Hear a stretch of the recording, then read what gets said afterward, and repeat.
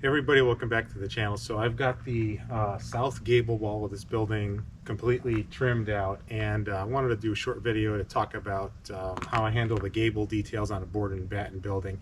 And I talked about this briefly in one of the previous videos, how on gable walls with board and batten siding, if you don't really do anything to break up your vertical definition of the board and batten, you can end up with really top-heavy chins on the gable end of the building, especially when you have doors or windows or other features. And so it's really good to put some kind of a horizontal definition line into your gable end, and I've done that here. And this is casually known as a brow line. It basically is just an overlap in the boards and the battens that creates a horizontal line.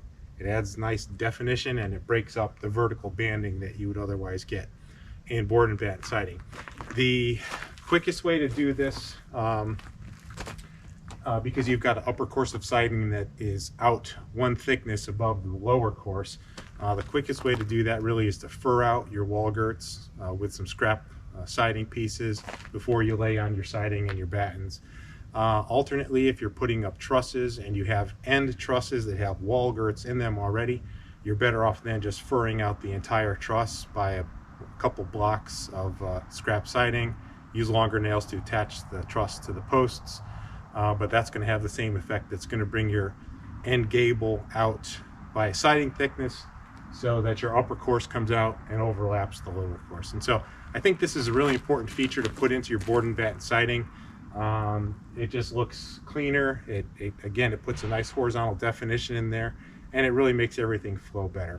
So let me move the camera around now, and I want to talk about the detail up here in the corner. That's known as a dog ear. So let's move on to that next.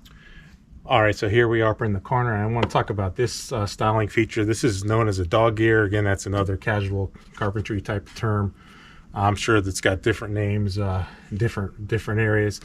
But this is really just a feature that kind of unites your brow with your corner trim and your band trim up at the top here. And if you don't do anything, you're going to have a weird looking junction of a lot of different pieces of lumber that will look cluttered and unplanned. And so the dog ear really cleans it up, and it's a really nice unifying feature. You can see what I did here. When I put my upper battens on, I overlapped the lower battens by basically a batten width. And in my case, that's about 2 1/4 inches or so. And I picked up that same overlap here on the dog ear, and then just carried down the roof pitch. This is 7/12, so I carried down the same angle of the roof pitch to bring the dog ear down and overlap this this corner trim. Now I did the same thing in the other end of this gable, really just for symmetry. That one's a little bit different. I don't have corner trim over there. I'm basically just have a batten where it continues on to the lean-to addition for the barn. But same concept there. You get a junction of a bunch of different trim types. It can look awkward, and the dog ear really cleans things up. So that's going to do it for today. As always, thanks for watching.